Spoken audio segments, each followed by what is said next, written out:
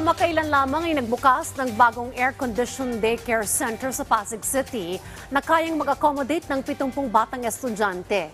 Bunga po ito ng public-private partnership ng lokal na gobyerno ng Pasig, katuwang isang malaking fast food chain, ang McDonald's Philippines. Tinawag itong Bahay Bulilit. Bukod sa kompletong kagamitan, may in-house na rin itong guro na iniwan ng pagiging dentista para magturo sa mga bata sa loob ng 15 years. Matagal ng proyekto ito ng fast food chain at tinatayang may 41 bahay bulilit centers na sa buong bansa bilang bahagi ng kanilang corporate social responsibility. Nasa 3 milyong piso ang halaga ng bawat daycare center na libreng ibinibigay sa mga kapartner nilang LGU.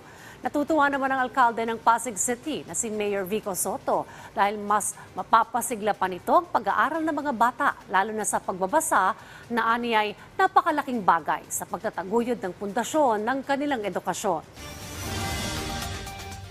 Tatlong bagay lang ang pinaka-importante sa edukasyon, lalo na sa mababang grade levels hanggang siguro grade 3. Reading. Ang 40 other bahay bulilits namin are all over the country. So meron po tayo from NCR all the way po to Mindanao, to Zamboanga, and even Marawi. So nationwide po ang locations ng 40 na bahay bulilit.